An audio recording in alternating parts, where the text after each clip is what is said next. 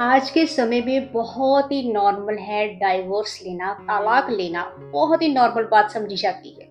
उसका कारण भी तलाक लेने का कारण भी कोई बड़ी-बड़ी बातें नहीं होती, बहुत छोटी-छोटी बातें होती हैं। एक दूसरे को समझने की कोशिश ना करके बल्कि एक दूसरे पर कीचड़ उछाल कर ये तलाक लेने की बातें करते हैं। आज के दौर पे ये बहुत ही नॉर्मल है। चाहे ये जो तलाक लेने की बातें हैं ना, ये मसीही लोगों के अंदर ज़्यादा पाई जाती हैं। विश्वासी लोगों के अंदर ज़्यादा ये बातें पाई जाती है, वे एक-दूसरे की बात को बर्दाश्त ही नहीं करते कि मुझे कह कैसे दिया।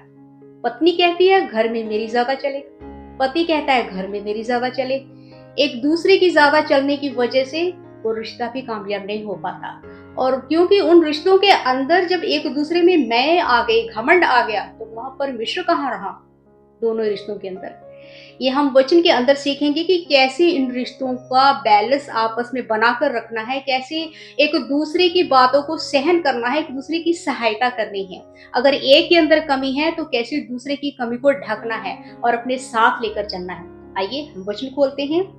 पहला कुरिन्थियों उसका 7 अध्याय उसकी 10 आयत से लेके 11 आयत तक हम पढ़ेंगे।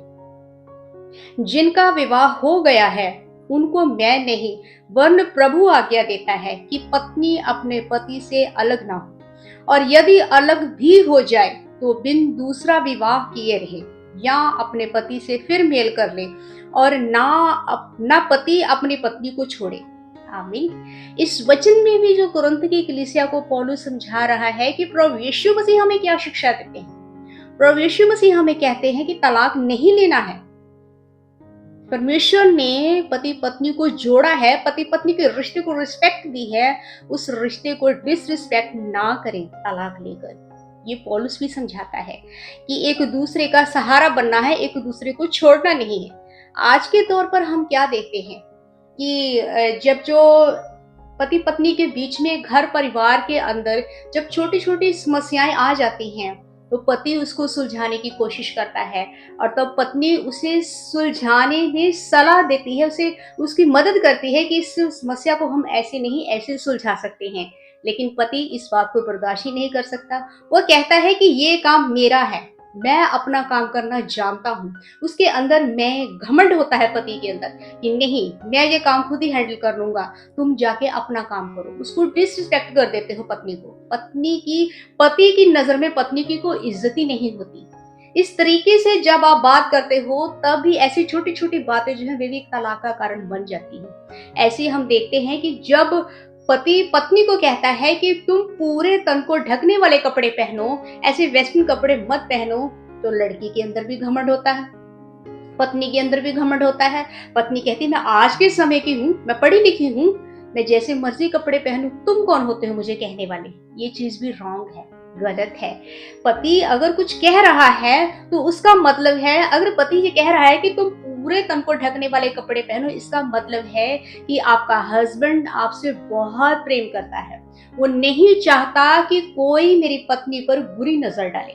ये प्रेम होता है। जब प्रेम होता है तभी हम एक दूसरे को पति पत्नी एक दूसरे को रोक टोक लगाते हैं। लेकिन ये बातें आज के दौर में समझते ही नहीं है। छोटी छोटी बातें, अगर घर में कोई प्रॉब्लम आ गई है, हमें सुलझाना होता है। अगर पति सलाह देता है तो प्रॉब्लम, पत्नी सलाह देती है तो प्रॉब्लम, एक दूसरे की बात को बर्दाश्त ही नहीं करते, झगड़ा पैदा हो जाता है। जहाँ घमंड होता है वही झगड़ा होता है। पति को अपने आदमी होने का, एक मर्द होने का घमंड होता है। ये औरतों का काम नहीं है, घर को चलाना, घर की समस्याओं को सुलझाना ये आदमियों का काम होता है, ये मर्दों का काम होता है। ये चीजें रॉन्ग है। परमेश्वर ने जब आदम बनाया तो उसके लिए हवा बनाई। हवा इसलिए बनाई ताकि उसकी हेल्प कर सके, उसकी सहायता कर सके। लेकिन सहायता जो पति है वो लेता ही नहीं है, वो अहंकार में रहता है, मैं पुरुष हूँ, मैं अपने ढंग से चलाऊंगा। और जो महिला है वो भी अपने घमंड में रहती है, मैं पढ़ी लिखी हूँ, मैं आज के समय की हूँ, मैं अपनी मर्जी से करूंगी, अपनी मर्जी से मैं बाहर जाऊंगी, मैं पैसे कमाऊंगी, मैं सब कुछ कर सकती हूँ, मैं भी पैसे कमा सकती हूँ, मैं तुमसे ज्यादा तनख्वाह ले सकती हूँ, मैं तुमसे ज्यादा कमाई कर सकती हूँ। ये घमंड जो पति पत्नी के बीच में आ जाता है तो वो रिश्ता कामयाब नहीं होता। लेकिन परमेश्वर हमें सिखाते हैं, प्रभु यीशु मसीह हमें सिखाते हैं कि पत्नी पति के अधीन रहे और पति पत्नी की इज्जत करे। लेकिन इन बातों को जो विश्वासी लोग हैं वो नजरअंदाज कर देते हैं।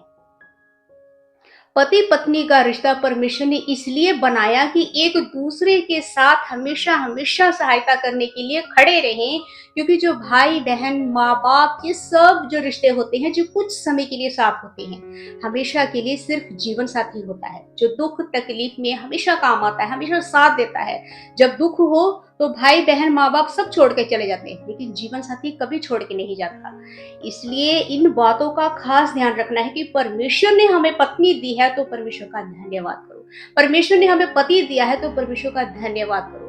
एक अच्छा जीवन साथी दिए, इस बात के लिए हर समय परमेश्वर के शुक्रगुजार रहो, परमेश्वर का धन्यवाद करो कि हे मेरे पिता परमेश्वर, आपने मुझे इतना अच्छा जीवन साथी दिया कि मेरे दुख सुख में मेरे साथ है, हमेशा मेरे साथ रहता है, हमेशा हर प्रॉब्लम को सुलझाने में मेरे साथ रहता है, मेरी सहायता करता है। मैं आपका धन्यवाद करता हूँ। तब आप अपनी पत्नी की तारीफ नहीं करते, तब आप पिता की तारीफ करते, परमेश्वर की तारीफ करते हो, क्योंकि पत्नी देने वाला आपको परमेश्वर है। और एक पत्नी जब अपने पति के लिए परमेश्वर से शुक्रगुजार करती है, तब आप अपने पति की तारीफ नहीं करते हो, तब आप परमेश्वर की तारीफ करते हो जिसने आपको पति दिया, जिसने आपको जीवन साथी दिया। इसलिए जो जीवन साथी है, एक दूसरे की रिस्पेक्ट करो और एक दूसरे की हेल्प करो। अगर एक दूसरे के अंदर कोई कमी है तो उस कमी को उछालो नहीं, उस कमी को ढको और परमेश्वर के वचन से उस कमी को ठीक करो। दोनों ही पति पत्नी रात के समय सोने से पहले प्रार्थना जरूर करें। दोनों पति पत्नी मिलकर जब प्रार्थना करते हैं तो उन दोनों के बीच में परमेश्वर होते हैं, और जब परमेश्वर होते हैं तो परमेश्वर का मतलब है प्रेम। जब प्रार्थना दोनों मिलकर करते हैं तो उन दोनों के बीच में परमेश्वर यानी प्रेम उन दोनों के बीच में होता है, और तब तो परमेश्वर दोनों ही पति पत्नी को बहुत आशीष देते हैं और वो हमेशा एक दूसरे के साथ रहते हैं, और उन दोनों के साथ परमेश्वर की आशीष हमेशा रहती है। परमेश्वर की प्रेजेंस पति पत्नी के जीवन में हमेशा बनी रहती है। इसलिए इस बात का ध्यान रखना है कि तलाक तक नहीं पहुंचना है, ना ही पति पत्नी एक दूसरे को छोड़ना नहीं है, बल्कि एक दूसरे का साथ निभाना है, एक दूसरे के साथ बने रहना है। परमेश्वर को अपने साथ लेकर चलो। जब दोनों ही पति पत्नी परमेश्वर को अपने साथ लेकर चलते हैं, इस विवाह को परमेश्वर आशीष देते हैं, ब्लेसिंग देते हैं, आपके रिश्ते को ब्लेसिंग देते हैं। और तब जब ब्लेसिंग मिल जाती है, तब पति पत्नी के अंदर एक दूसरे के प्रति बहुत ही प्रेम, बहुत ही भावनाएं पैदा होती हैं, और जो वो प्रेम अंदर पैदा होता है तो वो रिश्ता कामयाब होता है, कभी भी वो तालाक के किनारे पर नहीं पहुंचता है। इसलिए इस बात का हमेशा ध्यान रखें कि एक दूसरे की बात को सहन करना सीखें, और अगर एक दूसरे में आपके सामने वाले जीवन साथी में अगर कोई कमी है तो उस कमी को परमेश्वर के आगे रखें और उस कमी को वचन से ढके, वचन से पति पत्नी एक दूसरे को समझाएं और उनकी समस्याओं का तब समाधान होता है। तलाक के आगे नहीं पहुंचना है, बल्कि इस रिश्ते को पकड़ के रखना है, इस रिश्ते को मजबूत करना है प्रार्थना से। इन वचनों के द्वारा आप सबको बहुत ऐसे आशीष और बरकत मिले। आमीन। God bless you.